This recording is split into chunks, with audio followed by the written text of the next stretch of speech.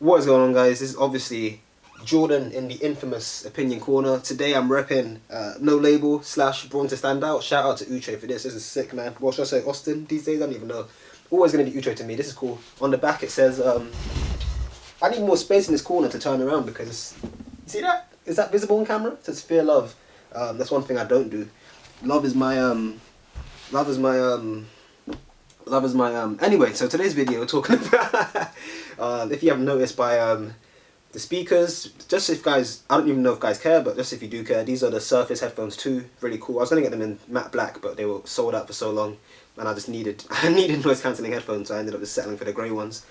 This is the UE Boom 2. I will upgrade eventually, but this is working wonderfully, so I have no reason to attempt an audio upgrade. But this is my I don't know, setup. I don't know. And today, obviously, the whole point of the audio setup being here is because I'm going to be talking a little bit about my opinions, my take, my love-hate relationship with hip hop. I guess not so much R&B. R&B, like, we're going through an interesting era in R&B, but that's not really something that I'm concerned about. It's just like I'm observing change. It's normal. It happens. Whereas hip hop is something that I'm a lot more skeptical. You know, I'm scrutinizing a lot of our artists these days. And yeah, we're gonna go into that in depth in a second anyway. Unlike the previous two videos in this series, there's literally no script to this. Like, I have Notion up. I have a list of the Opinion Corner videos that I want to do in the future, like hip hop, friendship for some reason, driving, religion, toxic masculinity is going to be an interesting one to talk about. Those will probably be those will probably be all of them. These are 5, right? 5, yeah, that's probably all I'm going to do. I don't expect to keep on doing this forever because the whole point of the OC is to discuss a topic that not necessarily is controversial but might be different, or like, maybe it's like a hot take that I expect my friends or peers to like not necessarily react to, but you know what I mean, like to incite conversation or discussion, or to see something. Like, it's not really going to be as fun if I just say something that everyone agrees with, like Arsenal are the best team in the world. It's like, we know that, so what can we actually talk about? And today I'm going to talk about, as I said, hip hop. And my hot take, my interesting perspective, I guess, is I don't agree with cancel culture. I kind of understand like call out culture. That's my perspective on the issue. Like, you should be allowed to call people out if they're messing about. Cancellation, like the whole cancelling thing is kind of dumb. This is butchering the strap of my headphones. The whole cancel thing is a bit peak, but I get it to a degree. The only thing with me is, I kind of thought about this a lot more surrounding the whole R. Kelly issue, and in hearing the way people reacted to that, it's like, oh, you got to separate the art from the artist. And this was, I don't want to, I'm not going to say anything about XXXTentacion because he's passed away. I feel, rest in peace to him, and I'm prayers and thoughts go to his family, but I'm not going to attack someone who can't defend themselves. But obviously at the time, XXX was up to some madness as well, back in 2016, 2015, 14, 17, whatever. And there were so many things going on within the hip-hop community. Well, R. Kelly's not really hip-hop, but, music industry in general, that kind of had people second-guessing certain things. And you had this whole mentality that, as I said again, like, separate the art from the artist, all this stuff. And that was very interesting, dare I say, to see people's reactions to it. And even though at the time I didn't really think too much about it, I was just like, I'll listen to whatever I listen to, it doesn't really matter. As I've grown up, I've realised that, granted, the money you give to artists from streams isn't a lot. You do give them a lot outside of the actual specific direct financial incentive. For example, if you're listening to them from London, you're a statistic, right? People talk about data, privacy rules are a big thing nowadays, but you become a statistic. If you listen to Drake, if I'm in Bristol now playing Drake's music, Spotify say, okay, there's a 22-year-old male in Bristol that listens to Drake. They're going to see a bunch of other 22-year-old males in Bristol to Drake, and then what's going to happen next? A new person that's in, a 13-year-old, 14-year-old, whatever, their mum gets them a Spotify subscription, and they say, oh, who to listen to? Drake's going to show up, because like, you're in the same age demographic, well, maybe not 13, but you know what I mean. That's how the algorithm works. That's how these recommendations and these playlists and algorithms, they all work by using every single individual as a statistic. They take your groupable characteristics, as I said, like your age, your gender, your location, what else, your other listening patterns, like maybe I listen to a lot of Logic or Future, and okay, people who listen to Future listen to Drake. So if you're playing Life is Good. Well, to be fair, that's got both Future and Drake on it. So, you know, you play Life is Good, cool. Let's play some more Drake songs. Let's add some more Future songs to this playlist, to this shuffle, radio, Future, whatever. And that's a big deal. Like, obviously, again, the individual stream itself isn't that substantial, but the data and the information you give to Spotify or Apple Music or SoundCloud is quite valuable. Even to the artists themselves, they might not even realize that. But Drake might be sitting around going through his Spotify for whatever reason as Apple Music. I mean, oh look, I've got 7 million listeners in London, so if I'm going to go on tour, I'm going to pull up there. That's where I'm going to get my money, you know. That's where I'm going to get my bread. And there's a lot of scientific, I guess, technical things that go into like, again, I want to reiterate that I know that streaming doesn't give much money to artists, but again, it's the collective of what you get out of that. And what does that mean? Like I mentioned in the last video, that I stopped listening to certain artists. The last video would have been Opinion Corner Football, I think. And I was talking about, I stopped listening to Drake, I don't listen to Future anymore, Lil Uzi Vert, and there are so many other artists. I might even get my Spotify up now since my laptop's here for no reason, and just see my current playlist, because I was just like, it's not, I know I mentioned R. Kelly earlier, I'm not going to compare any of those man to him. I think that's a very mad, crazy thing to do. But what I recognise is that some of the things that I didn't watch the documentary, but I know, you see a lot of things around the internet. That's kind of how the internet works. Information's readily available. And I was like, just what's that song called? I think it's called That Vibe or something. He's like, oh, Leah's got that vibe. He's naming these girls that have, that vibe. I'm like, this song came out in like the 90s and the 80s. You're telling me no one, like no one in the world, and we can't even dispute the fact that they literally got married and divorced, and that was like real news. And at the time she was like 15, 16, 17 years old. Like, come on, man.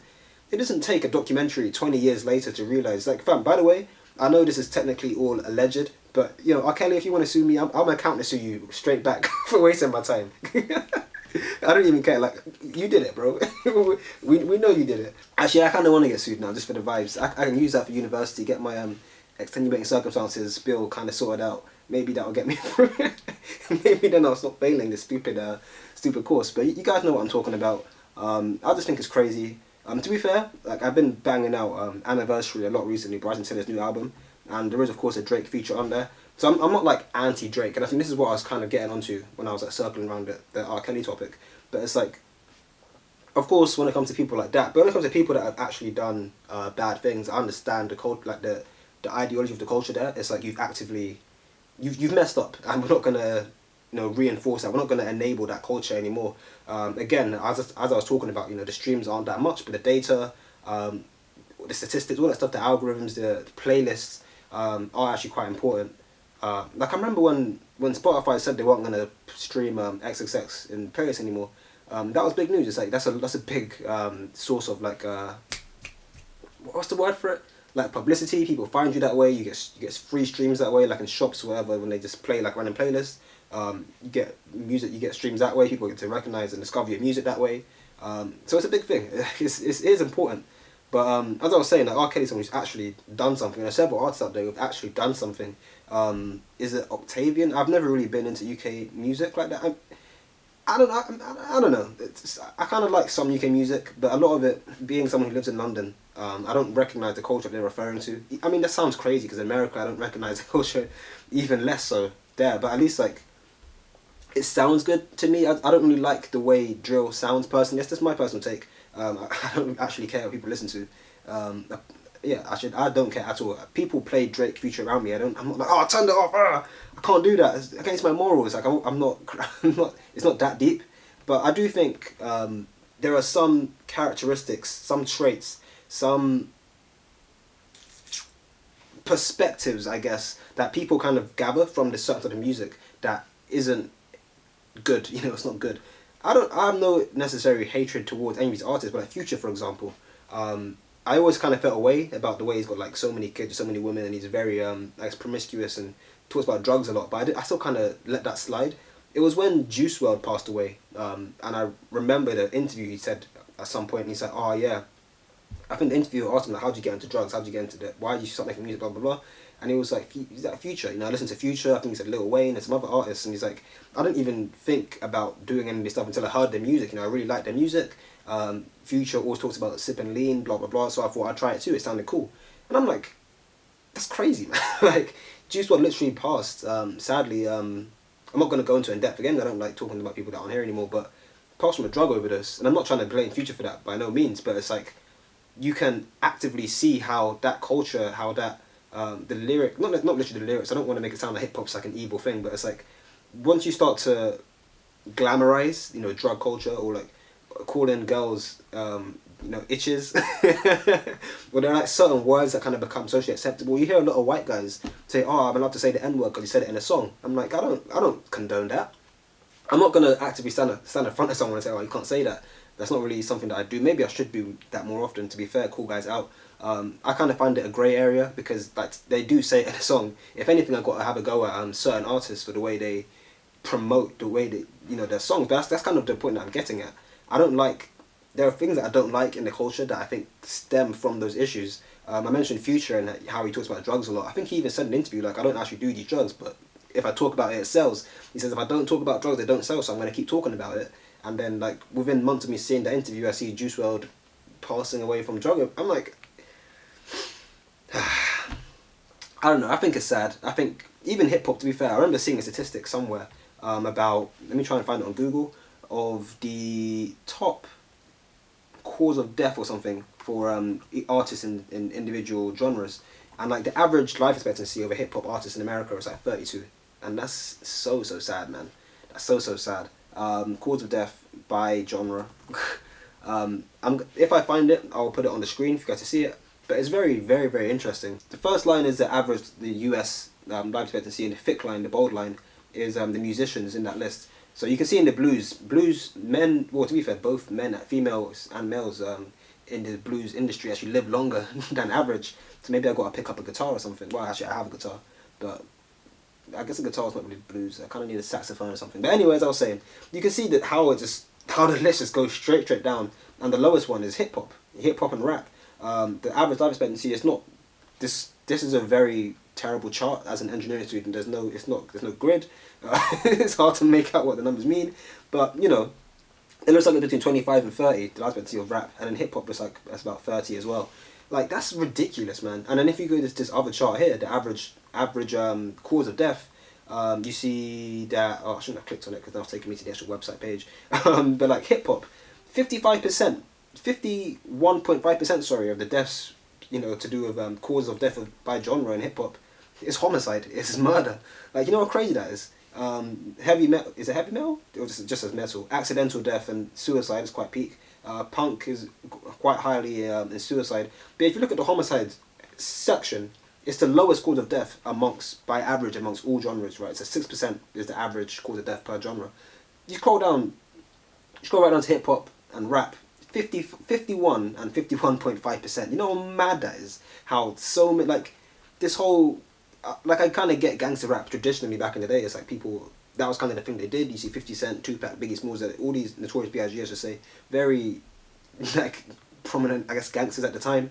Eminem, Dre, all these guys were involved in, like, active rap beefs and stuff. The whole, like, West Side versus East Side, except I'm not going to go into that in depth. This isn't the place for that sort of content, but it's not a new thing. But the fact that this culture still resides quite heavily today. You see people like Nipsey Hussle, of course, was murdered. XXXTentacion was, of course, murdered. Juice WRLD, I said, was wasn't natural causes. It was overdose, of course. Mac Miller as well. Like, it's very sad. It's very toxic. And the last thing I want to do is actively promote artists that are not necessarily for that. Like, I don't think Drake is actively out here like trying to do anything bad. But it's like, actually, let me talk about Drake specifically. Like, my difficulty with Drake is more of a character issue. I see the way OVO kind of works. They're kind of like just Drake and friends. No one really talks about Party Next Door unless you're within that division. Division's a great group. I was gonna say great artist, but it's two guys. It's a great group, but they don't get the respect they deserve. Neither does Party Next Door. Neither does Roy Woods. Neither does Magic Jordan. Any of them guys in OVO. You'd think the biggest artists in the world would be putting them guys on. The same kind of mentality you think people have back in the Eminem with Shady Records. I kind of let that go as well, but it's like, that's kind of a small thing. Like, oh, okay, he's not putting Party Next Door on, so what? But also, you see the way, well, to be fair, I guess I know a bit more about Drake's history than average. Again, this isn't the place for that sort of content, but there are several videos out there that I've done the research. It's worth looking into, I guess, if you care about what I'm talking about. But for example, I remember bumping a song by Drake called "I'm Still Fly" for years when I was younger. Then I looked into the history of that song, and it's like his friend, well, like another Toronto artist, Big Page, like made a song called "I'm Still Fly," very featuring Drake's a very good song. And then like 3 days before that comes out, Drake's like, nah, F that. I'm gonna put my own song out with the same name. Take all your thunder. They ended up beefing after that. Drake has a lot of like issues, from what I've seen online at least, issues within his own community. He doesn't really speak much on black issues. You look at what happened last year with Black Lives Matter protests. That's what Chris Brown was talking. Kendrick and J. Cole are always talking. And what's her name? No Name was talking. So many artists are talking, and Drake's kind of just, as far as I know, kind of just silent, chilling on his beach in his $100 million house and his plane. I'm like, come on, man. If you're making all this money, the least you could do, during the COVID pandemic is like help a couple, man. Maybe he is. Maybe I'm just not seeing it on socials. But it's like, I kind of find it weird. And then beyond that as well, his relationship with women, I find very, very interesting, very, very weird. And the way I perceive him to be in terms of his character, just, I don't value it. I don't rate it. It seems to conflict with a lot of my morals. So I'm like, nah, I'm not going to actively support that. It doesn't make any sense. Tory Lanez is another one. The thing is, I was talking about Tory Lanez being trash way before he allegedly shot Megan Thee Stallion. But I was like, as soon as I saw him saying, "Oh, any hip hop artist, Drake." He didn't say Drake. He said J. Cole, Kendrick, any of you lot, I'll come for you on a diss track. He was saying he's talking all this mad smack, and I get it. Like, I get it from a promotional standpoint, but it's the way that reflects on like your character, on your personality. And then I remember Dax, was it Dax? No, Famous Dex is one. So it was Dax, yeah. Dax put out a diss track towards Tory Lanez, which I thought was fire, to be fair. Shout out to Dax for that. I think he murdered Tory on that beat. And then you see within like 3 or 4 days, Tory Lanez is driving through Canada with his boys, pulls up on Dax. He's like, "Oh, apologise, take that back." I'm like, what are you doing? You literally challenged guys. You said, "Look, if you want to go bar for bar with me, do it." And Dax does it. He takes you out on the track. He didn't even respond. He just goes and runs up on man. You can't be doing that. That's disgusting. That's exactly what we don't want to see in hip hop. And from that moment on, I stopped listening to him. I said, I'm not doing that anymore. I know that was like, 2 years before he ended up allegedly shooting at... He didn't actually kill her. He shot her in the foot or something, but, firing a weapon at Meg Thee Stallion, allegedly. For me, it's about pattern recognition. Like, you can kind of see what guys are about just by the way they act. You shouldn't be waiting until they do the wrong thing to then say, "Oh no, you done the wrong thing, I'm going to pull back on you." Like R. Kelly, for example, again, going back to that, you see the shit he was doing from a younger age, waiting outside schools, taking girls to McDonald's and stuff. I remember seeing bits of documentary, like online and stuff. Aaliyah's got that vibe, all this nonsense. They named her album, like, "Age is just a number" or something, or "Age just doesn't matter." Come on, man. Like, come on. Surely you guys are looking at that and saying, you know what? I know you haven't done anything yet, but I'm going to listen to Joe, or Avant. I don't know what he calls himself. R&B Joe. Shout out to Joe. Is so sick, man. I love Joe. Not Joe Budden. I like Joe Budden as well, but R&B Joe's goated in my eyes. But yeah, it's like for me, as I said, it's more about spotting patterns, pattern recognition, and if you can see someone taking a bad path, maybe not necessarily not listening to them the same way I just stopped listening to Drake, but it's like if you're within Drake's circle, at least call him out on that. Be like, "Yo, man, you can't be messaging Millie Bobby Brown, I think her name is, 11 from Stranger Things." What's that line Drake said in the latest 21 Savage and Metro Women album? He's like, "Oh, I used to F with SZA back in 08. And as far as I can remember, SZA was only born in like 95 or something. She's like 16, 17 years old in 08. He's talking about, yeah, I used to do her when she was 16, hey, and he was like, 22 or something? I'm like, bro, I'm looking at my mates streaming that crap. I'm like, what? How are you actively, yeah, SZA back in 08, yeah, like, that was illegal. that technically counts as statutory rape, right? You're actively like, yeah, that's what I want to listen to. The whole thing of like hiding a child as well with Drake, and like Uzi's a bit different. Like I have nothing on Uzi, but I think I've never really been an overly religious person. But the same way I'm seeing it actively promote devilish behavior, like I don't know the word for it, like demonic music or whatever. Like I know this might sound like very, very crazy coming from me. I've never actively cared about that sort of stuff, but it's like I'd rather just not. Like I don't want to hear, "Oh yeah, push me to the edge, my friends are dead." I don't find that to be a especially interesting line. Like the song, I bumped the song when it was out, but then as I said, the more I thought about it, the more I thought about the what I'm giving to these artists. I can't get behind it. Like I'm looking at my playlist right now. I've got a lot of Fredo, to be fair. I think Dave's cool. Summer Walker, Eric Bellinger. I'm a very R&B guy, to be fair. Which is, I guess, it's another video if you guys care about what I listen to. Mila J. I don't even know that this high up. But yeah, I mean, like music to me has to, whatever you're listening to, music is fundamentally a form of expression, right? It affects your mood. I remember listening to The Search a lot, NF's album, which is a very, very sad album. You know, I'm not gonna act like it's not. To be fair, it's a bump as well, so it's a mood. I really like the album, but it's like, it's no surprise that when you're feeling down, if you put on an album that's a downer, it's not necessarily going to help. For me, it does help because I kind of like play sad songs and I make a cue. So I kind of like, I continue feeling sad for a bit, then it's like I have this like turn up song, then it comes straight back up afterwards. So like I've worked out how I can get the best out of myself. Like there are some sad songs that are just like you can't help but bump your head to it, and then you got to put on another banger, another banger, another banger, and that's what works for me. But as I say again, there are so many artists where, you know, I recognize these patterns, I recognize these things in a character that I might not necessarily get behind, and then it's like, I'm not gonna listen to you, and it's not even a big deal. It's like, okay, fine, I took the Drake out of my playlist, but there are still millions of great artists out there. Like some of the most recent albums I have on my Spotify here, like Masego's album, I think it's an EP, 1111, it's an R&B artist. But a lot of these I don't even want to say out loud. Eminem's project, to be fair, Eminem's probably a bit of a controversial one as well, but I don't think he's actively, I don't question his character. I think he's very blunt, he's very upfront of his feelings, and that's calm, there's nothing wrong with that. He's not like dangerous in a way. August Alsina, you know, that's my sideman music. Playboy Carti, not the latest album, of course. Sir, that project, Chasing Sun, was incredible. Shout out to Sir.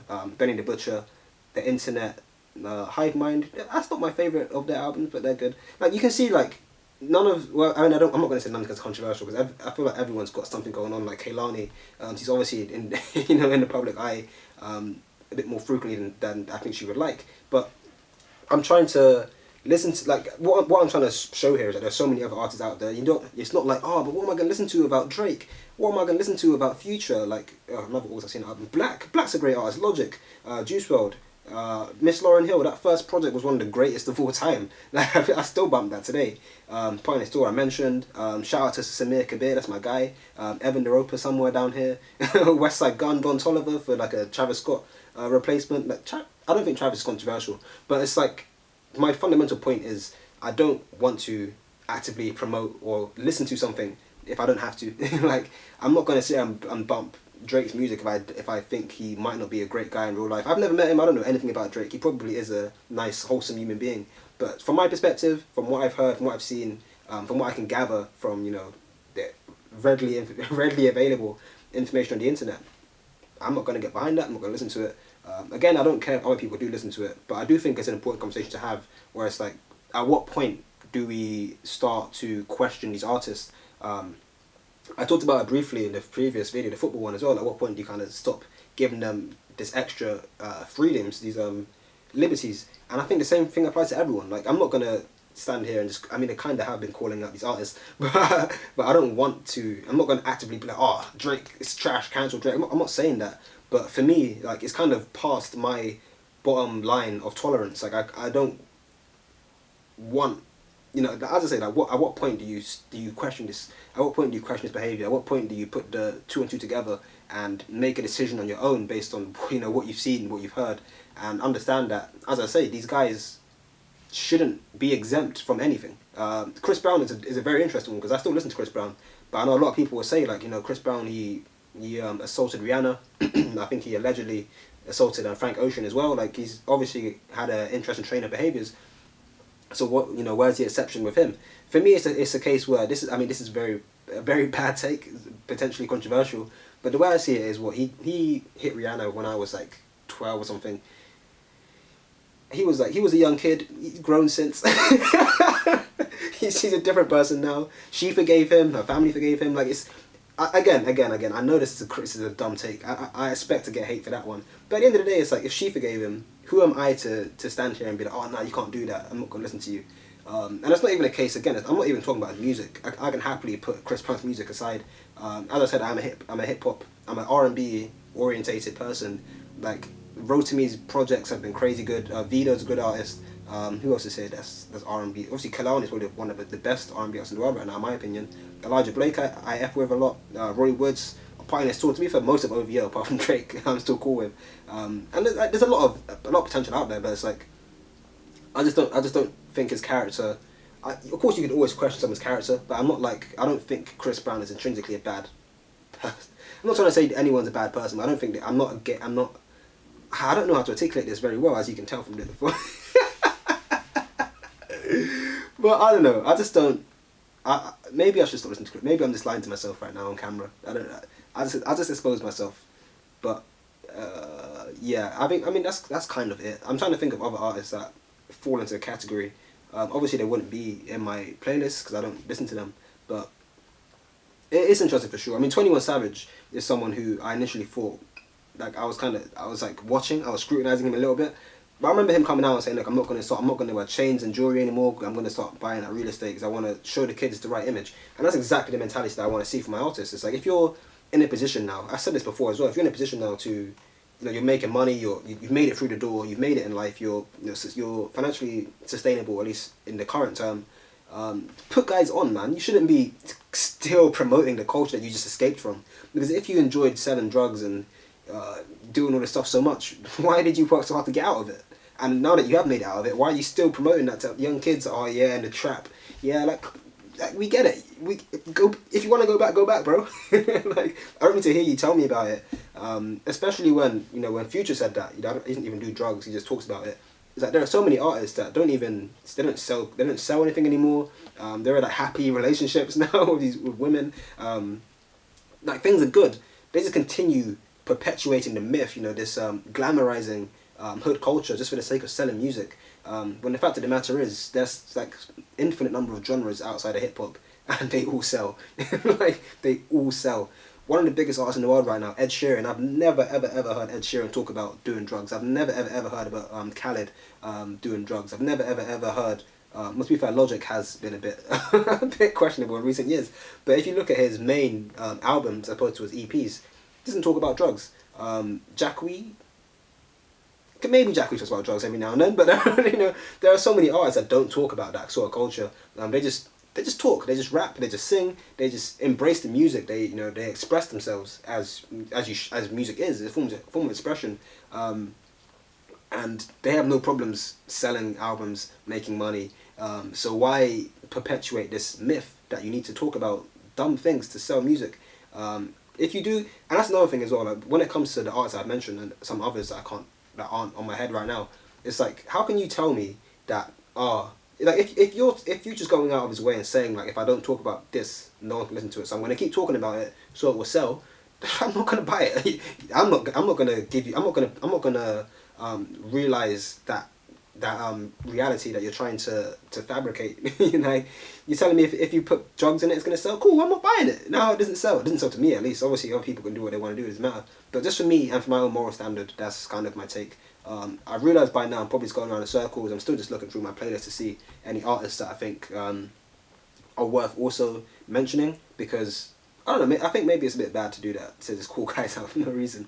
But I think the UK is a big one as well. To be fair, like, I don't know the names of all these specific UK artists, but I remember seeing several posts about Octavian for one, and all these guys that were like messing with kids or sexually assaulting girls and stuff. I'm like, come on, man! Like, to all the people that still listen to that, please, again, just check again.